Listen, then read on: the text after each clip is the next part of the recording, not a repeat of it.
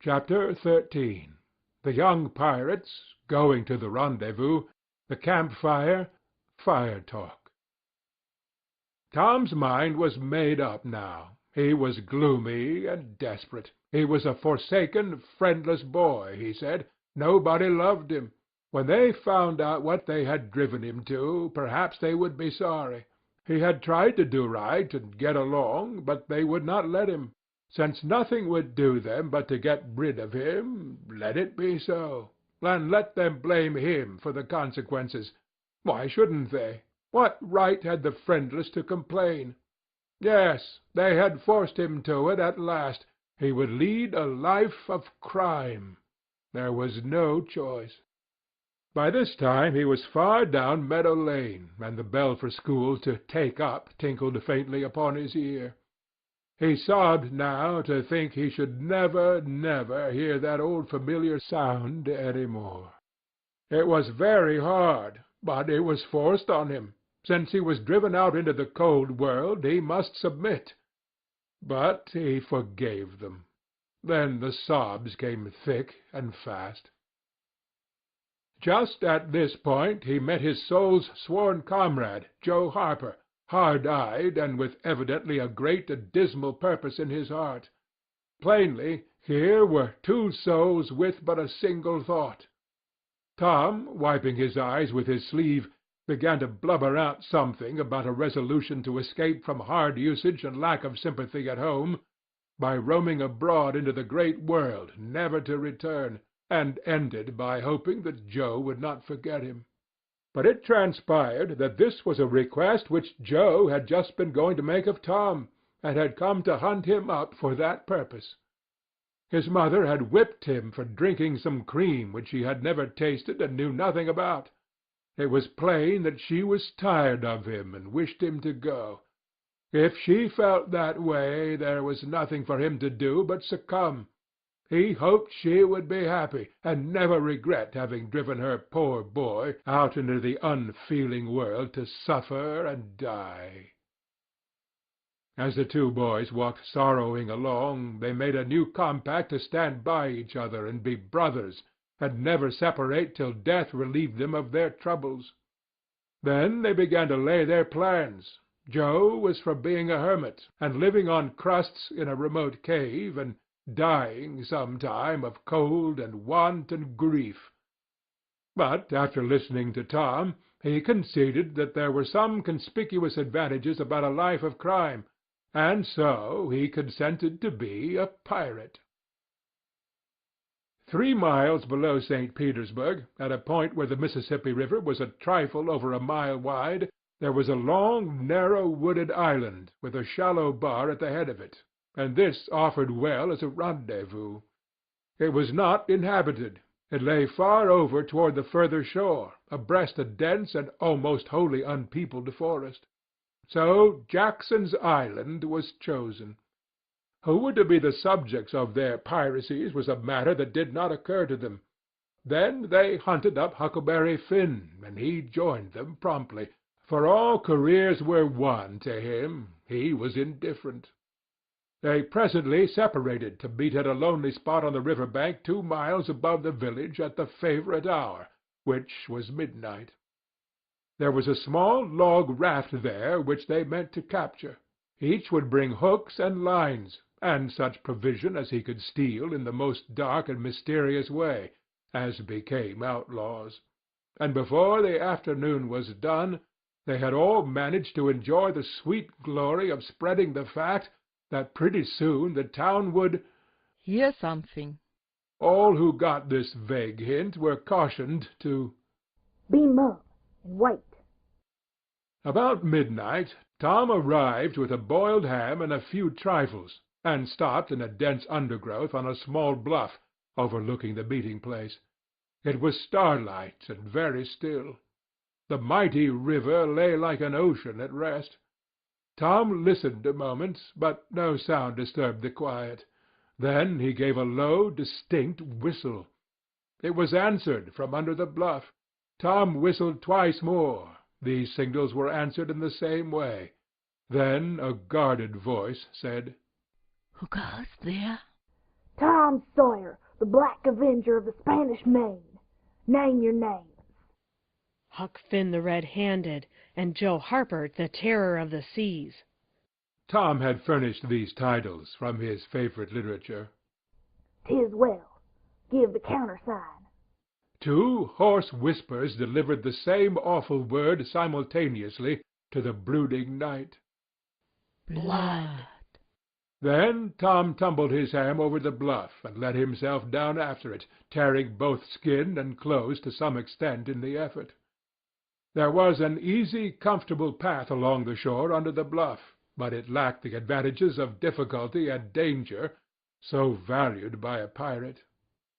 The Terror of the Seas had brought a side of bacon, and had about wore himself out with getting it there. Finn, the Red-Handed, had stolen a skillet and a quantity of half-cured leaf tobacco, and had also brought a few corn-cobs to make pipes with. But none of the pirates smoked or chewed but himself. The Black Avenger of the Spanish Main said it would never do to start without some fire. That was a wise thought. Matches were hardly known there in that day. They saw a fire smouldering upon a great raft 100 yards above, and they went stealthily thither and helped themselves to a chunk. They made an imposing adventure of it, saying, "Hist!" every now and then, and suddenly halting with finger on lip, moving with hands on imaginary dagger hilts, and giving orders in dismal whispers that if the foe stirred, Let him have it to the hill. because Dead men tell no tales. they knew well enough that the raftsmen were all down at the village, laying in stores or having a spree. But still that was no excuse for their conducting this thing in an unpiratical way. They shoved off, presently, Tom in command, Huck at the after oar, and Joe at the forward. Tom stood amidships, gloomy-browed and with folded arms, and gave his orders in a low, stern whisper. Luff, and bring her to the wind. Aye, aye, sir. Steady, steady. Steady it is, sir. Let her go off a point. Point it is, sir. As the boys steadily and monotonously drove the raft toward midstream, it was no doubt understood that these orders were given only for style, and were not intended to mean anything in particular. What sail's she carrying? Courses, topsails, and flying jibs, sir. Send the royals up. Lay out aloft there, 6 of you. Foretopmast and full. Lively now. Aye, aye, sir. Shake out that main t'gallant full. Sheets and braces. Now, my hearties. Aye, aye, sir. Helen Malee, hard at port. Stand by to meet her when she comes. Port, port, now, men. With a will. Steady. Steady it is, sir. The raft drew beyond the middle of the river. The boys pointed her head right, and then lay on their oars. The river was not high, so there was not more than a 2 or 3 mile current. Hardly a word was said during the next 3/4 of an hour. Now the raft was passing before the distant town. 2 or 3 glimmering lights showed where it lay, peacefully sleeping, beyond the vague, vast sweep of star-gemmed water, unconscious of the tremendous event that was happening.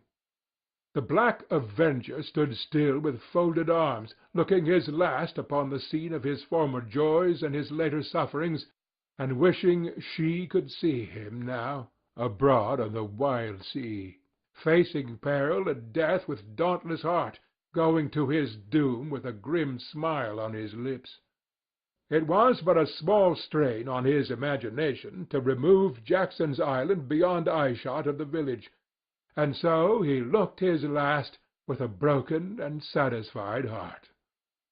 The other pirates were looking their last too, and they all looked so long that they came near letting the current drift them out of the range of the island. But they discovered the danger in time, and made shift to avert it. About 2 o'clock in the morning the raft grounded on the bar 200 yards above the head of the island, and they waded back and forth until they landed their freight. Part of the little raft's belongings consisted of an old sail, and this they spread over a nook in the bushes for a tent to shelter their provisions, but they themselves would sleep in the open air in good weather, as became outlaws. They built a fire against the side of a great log 20 or 30 steps within the sombre depths of the forest, and then cooked some bacon in the frying-pan for supper, and used up half the corn-pone stock they had brought. It seemed glorious sport to be feasting in that wild, free way in the virgin forest of an unexplored and uninhabited island, far from the haunts of men, and they said they never would return to civilization. The climbing fire lit up their faces, and threw its ruddy glare upon the pillared tree-trunks of their forest temple, and upon the varnished foliage and festooning vines. When the last crisp slice of bacon was gone, and the last allowance of corn-pone devoured, the boys stretched themselves out on the grass, filled with contentment. They could have found a cooler place, but they would not deny themselves such a romantic feature as the roasting campfire. Ain't it gay? Said Joe. It's nuts. Said Tom. What would the boys say if they could see us? Say? Well, they'd just die to be here. Hey, Hucky! I reckon so. Said Huckleberry. Anyways, I'm suited. I don't want nothing better than this. I don't ever get enough to eat, generally, and here they can't come and pick at a feller and bullyrag him so. It's just the life for me. Said Tom. You don't have to get up mornings, and you don't have to go to school and wash and all that blame foolishness. You see, a pirate don't have to do anything, Joe, when he's ashore, but a hermit, he has to be praying considerable, and then he don't have any fun anyway, all by himself that way. Oh, yes, that's so. Said Joe.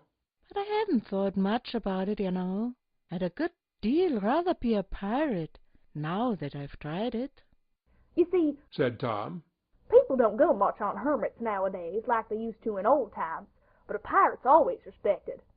And a hermit's got to sleep in the hardest place he can find, and put sackcloth and ashes on his head, and stand out in the rain, and... What does he put sackcloth and ashes on his head for? Inquired Huck. I don't know, but they gotta do it. Hermits always do. You'd have to do that if you was a hermit. Derned if I would. Said Huck. Well, what would you do? I don't know, but I wouldn't do that. Why, Huck, you'd have to. How'd you get around it? Why, I just wouldn't stand it. I'd run away. Run away? Well, you would be a nice slouch of a hermit. You'd be a disgrace. The red-handed made no response, being better employed. He had finished gouging out a cob, and now he fitted a weed stem to it, loaded it with tobacco, and was pressing a coal to the charge and blowing a cloud of fragrant smoke. He was in the full bloom of luxurious contentment.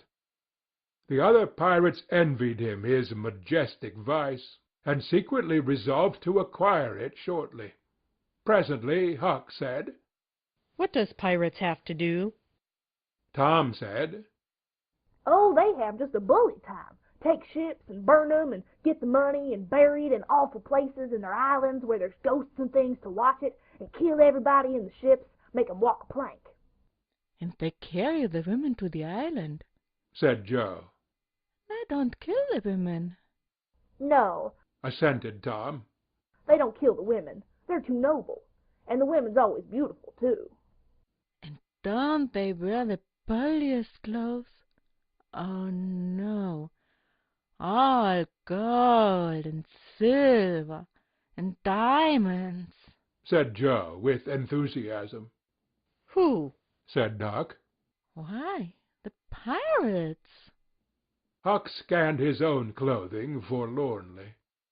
I reckon I ain't dressed fittin' for a pirate. Said he, with a regretful pathos in his voice. But I ain't got none but these. But the other boys told him the fine clothes would come fast enough, after they should have begun their adventures. They made him understand that his poor rags would do to begin with, though it was customary for wealthy pirates to start with a proper wardrobe. Gradually their talk died out, and drowsiness began to steal upon the eyelids of the little waifs. The pipe dropped from the fingers of the red-handed, and he slept the sleep of the conscience-free and the weary. The terror of the seas and the black avenger of the Spanish Main had more difficulty in getting to sleep. They said their prayers inwardly and lying down, since there was nobody there with authority to make them kneel and recite aloud. In truth, they had a mind not to say them at all, but they were afraid to proceed to such lengths as that, lest they might call down a sudden and special thunderbolt from heaven. Then at once they reached and hovered upon the imminent verge of sleep. But an intruder came now that would not down. It was conscience. They began to feel a vague fear that they had been doing wrong to run away. But next they thought of the stolen meat. And then the real torture came. They tried to argue it away by reminding conscience that they had purloined sweetmeats and apples scores of times. But conscience was not to be appeased by such thin plausibilities. It seemed to them, in the end, that there was no getting around the stubborn fact that taking sweetmeats was only hooking, while taking bacon and hams and such valuables was plain, simple stealing. And there was a command against that in the Bible. So they inwardly resolved that so long as they remained in the business, their piracies should not again be sullied with the crime of stealing. Then conscience granted a truce, and these curiously inconsistent pirates fell peacefully to sleep. End of chapter 13.